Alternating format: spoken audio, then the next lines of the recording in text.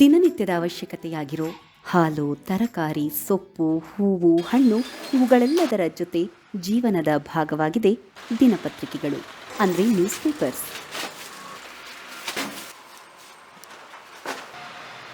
ಈ ದಿನಪತ್ರಿಕೆಗಳನ್ನು ಮನೆ ಮನೆಗಳಿಗೆ, ಕಮರ್ಷಿಯಲ್ ಸ್ಪೇಸ್ಗಳಿಗೆ ತಲುಪಿಸುವಂತಹ ಥ್ಯಾಂಕ್ಲೆಸ್ ಜಾಬ್ ಮಾಡ್ತಾ ಬದುಕನ್ನು ಕಟ್ಟಿಕೊಳ್ತಿದ್ದಾರೆ ನಮ್ಮ ಬೆಂಗಳೂರಿನ ಪೇಪರ್ ಬಾಯ್ಸ್. 30 ವರ್ಷದಿಂದ ಕೆಲಸ ಮಾಡ್ತಾ ಇದ್ದೀವಿ. ನಾನು 20 ವರ್ಷದಿಂದ ಪೇಪರ್ ಆಗ್ತಾ ಇದ್ದೀವಿ. 12 ವರ್ಷದಿಂದ ಆಗ್ತಾ ಇದೀವಿ. 3 ವರ್ಷದಿಂದ ಆಗ್ತಿದ್ದೀವಿ. ಒಂದು 5 ವರ್ಷದಿಂದ ಆಗ್ತಿದ್ವಿ. ನಾವು ಬೆಳಗಾಗಿದ್ದು ಎದ್ದ ತಕ್ಷಣ ಫಸ್ಟ್ ನೋಡೋದು ದೇವ್ರ ಮುಖ ನೋಡೋದ ತಕ್ಷಣ ನೆಕ್ಸ್ಟ್ ನೋಡೋದು ಪೇಪರೇ. 3-3:30 ಪೇಪರ್ ಬಂದು ಎಲ್ಲ ಸೆಂಟರ್ಸ್ಗೂ ಡ್ರಾಪ್ ಔಟ್ ಆಗುತ್ತೆ. ಇಲ್ಲ, ಬೆಳಗ್ಗೆ 4:30 ಬರ್ತೀನಿ. ನಾವು ಇಲ್ಲಿ ಎಲ್ಲರಿಗೂ ಡಿವೈಡ್ ಮಾಡಿ ಪೇಪರ್ ಸಪ್ಲೈ ಮಾಡ್ತೀವಿ ಡೀಲರ್ಗಳಿಗೆ.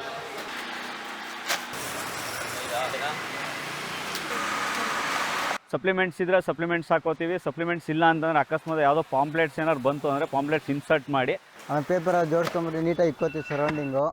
ಆಮೇಲೆ ಯಾವ್ದಾವ್ದು ಮನೆಗೆ ಯಾವ ಪೇಪರ್ ಐತೆಲ್ಲ ಜೋಡಿಸ್ಕೋತೀವಿ. ಆಮೇಲೆ ಅವ್ರವ್ರ ಗಾಡಿಗಳಲ್ಲಿ ಇಲ್ಲ ಸೈಕಲ್ಗಳಲ್ಲಿ ತೊಗೊಂಡು ಹೊಡ್ತಾರೆ. ಸೈಕಲಲ್ಲಿ ತುಂಬ ಕಮ್ಮಿ, 1-2-3 ಜನ ಹಾಕ್ತಾರೆ, ಮಿಕ್ಕಿದೆಲ್ಲ ಗಾಡಿಯಲ್ಲೇ ಹಾಕೋಕ್ಕಾಗೋದು. ನಾವು ಮ್ಯಾಕ್ಸಿಮಮ್ ಕಸ್ಟಮರ್ಸ್ಗೆ ಟೈಮ್ ಕೊಟ್ಟಿರೋ 7-7:15 ಒಳಗಡೆ ಹೋಗುತ್ತೆ ಅಂತ. ಬಟ್ ಮಳೆ ಬಂದ ದಿನ ಸ್ವಲ್ಪ ಡಿಲೇ ಆಗಿ ಕಳಿಸ್ಕೊಡ್ತೀವಿ ಪೇಪರ್ನ. ಮೊದಲಿನ ಥರ ಹುಡುಗರು ಯಾರೂ ಬರಲ್ಲ ಈಗ. ಹೆಣ್ಮಕ್ಳು ಮನೆಗೆ ಹಾಕೋದು ತುಂಬ ಕಮ್ಮಿ. ಬೆಳಗ್ಗೆ ಹೊತ್ತು ಸಪ್ಲಿಮೆಂಟ್ರಿ ಹಾಕೋದು, ಪೇಪರ್ ತಗೊಳ್ಳೋದು ಇದೆಲ್ಲ ಮಾಡಿಕೊಡ್ತಾರೆ. ಅಂಗಡಿಗೆಲ್ಲ ತೊಗೊಂಡೋಗಿ ಕೊಡೋದೆಲ್ಲ ಮಾಡ್ತಾರೆ. ಪರವಾಗಿಲ್ಲ, ಗಂಡು ಮಕ್ಳಿಗೆ ಅಂತ ಹೆಣ್ಮಕ್ಳೇ ದುಡಿತೀರಾ ಅಂತ ಹೇಳ್ತಾ ಇದ್ದಾರೆ.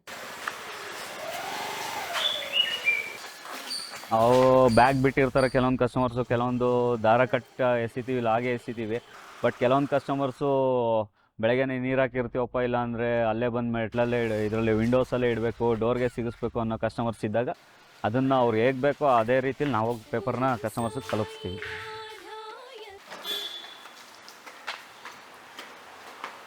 ಮಳೆ ಬಂದರೆ ಸ್ವಲ್ಪ ನಿಂತ್ಕೊಂಡು ಹಾಕ್ಬೇಕಿಲ್ಲ, ಮಳೆಯಲ್ಲಿ ಹಾಕ್ಬೇಕು ನಂದು ಸರ್. ಮಳೆ ಬಂದಾಗ ಆ ಥರ ಆಗಲ್ಲ, ಡೋರ್ ಡೆಲಿವರಿ ಮಾಡಬೇಕಾಗುತ್ತೆ. ಮಳೆ ಬಂದ್ರಾಳು ಮಾಡ್ತೀವಿ, ಚಳಿಗಾಲ ಬಂದ್ರಾಳು ಮಾಡ್ತೀವಿ. ನಾಯಿಗಳು ಬೇರೆ ಅಡ್ಡ ಬರ್ತವೆ, ಅದು ತುಂಬ ಕಷ್ಟ. ನಮ್ಗೆ ಬೆಳಗ್ಗೆ ಹೊತ್ತು ಹಿಂದೆ ಬರುತ್ತೆ, ಹಿಂದೆ ಬಂದು ಗಾಡಿಯಲ್ಲಿ ಹುಡುಗರು ಬಿದ್ದು ತುಂಬ ಸಮಸ್ಯೆಗಳಾಗತ್ತೆ ಅದರಿಂದ ನಮಗಂತೂ. ಯಾಕೆಂದರೆ ಬೀದಿ ನಾಯಿಗಳು ನಾವು ಕಂಟ್ರೋಲ್ ಮಾಡೋಕ್ಕಾಗಲ್ಲ. ಅದನ್ನು ಸ್ವಲ್ಪ ನಿಧಾನಕ್ಕೆ ಹೊಡೆದ್ರೆ ಗಾಡಿ ನಿಂತೋಗ್ಬಿಡುತ್ತೆ. ಸ್ವಲ್ಪ ಸ್ಲೋ ಮಾಡ್ಕೋಬೇಕಷ್ಟೇ. ಅದನ್ನು ನಾಯಿಗೆ ನಾವು ಚೇಸ್ ಮಾಡ್ಕೊಂಡು ಹೋಗಬಾರದು. ಒಂದೊಂದು ಮನೆ ಕಟ್ಟಿರ್ತಾರೆ, ಒಂದೊಂದು ಮನೆ ನಾಯಿ ಬಿಟ್ಬಿಟ್ಟಿರ್ತಾರೆ.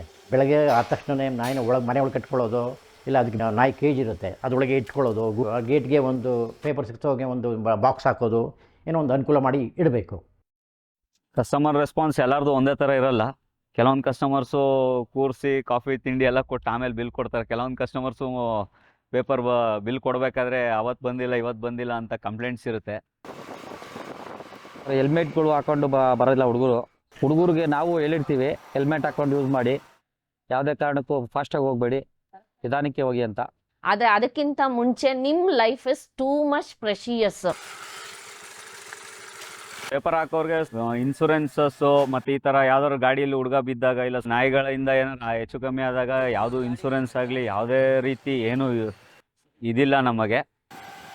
ಕರೋನಾ ಮುಂಚೆ ಚೆನ್ನಾಗಿತ್ತು, ಕರೋನಾ ಆದಮೇಲೆ ಪಾಂಪ್ಲೆಟ್ ಇನ್ಸರ್ಷನ್ನು ಕಮ್ಮಿ ಆಗಿದೆ ಮತ್ತು ಪೇಪರ್ ಡಿಸ್ಟ್ರಿಬ್ಯೂಷನ್ನು ಕಡಿಮೆ ಆಗಿರೋದೇ ನಮಗೆ ಕೋವಿಡಿಂದ. ಓದೋ ಕಸ್ಟಮರ್ಸ್ ಎಲ್ಲ ಕಡಿಮೆ ಆಗ್ಬಿಟ್ಟಿದ್ದಾರೆ. ಈಗೆಲ್ಲ ಆನ್ಲೈನಲ್ಲೇ ಮೊಬೈಲ್ಸ್ ಯೂಸ್ ಮಾಡ್ಕೋತಾರೆ, ಮೊಬೈಲ್ ಆ್ಯಪ್ಸಲ್ಲಿ ಯೂಸ್ ಮಾಡ್ಕೊಳ್ಳೋದ್ರಿಂದ ನಮಗೆ ಸ್ವಲ್ಪ ಪೇಪರ್ಸ್ ಕಡಿಮೆ ಆಗುತ್ತೆ. ಒಂದು ಟೈಮಲ್ಲಿ ಪೇಪರೇ ಕೈ ಹಿಡಿದಿದ್ದು, ಇವತ್ತು ಪೇಪರೇ ನಡೀತಿದೆ. ನಮ್ಗೆ ಎಲ್ಲಿವರೆಗೂ ಆಗುತ್ತೆ ಅಲ್ಲಿವರೆಗೂ ಮಾಡ್ತಾನೆ ಇರ್ತೀವಿ ನಾವು. ನಡೆಸ್ತೀನಿ, ಯಾವುದೇ ಕಾರಣಕ್ಕೂ ಬಿಡಕ್ಕೆ ಹೋಗಲ್ಲ ನಾನು. ದೊಡ್ಡನಾದ್ಮೇಲೆ ಪೊಲೀಸ್ ಆಗ್ಬೇಕಂತ ಮಾಡ್ಕೊಂಡು ಹುಡುಗರು ಎದೊಳ್ಬೇಕು, ಎದುರನೇ ಜೀವನ. ಪೇಪರ್ ಓದಿ ನಮ್ಮವ್ರನ್ನ ಬೆಳೆಸಿ.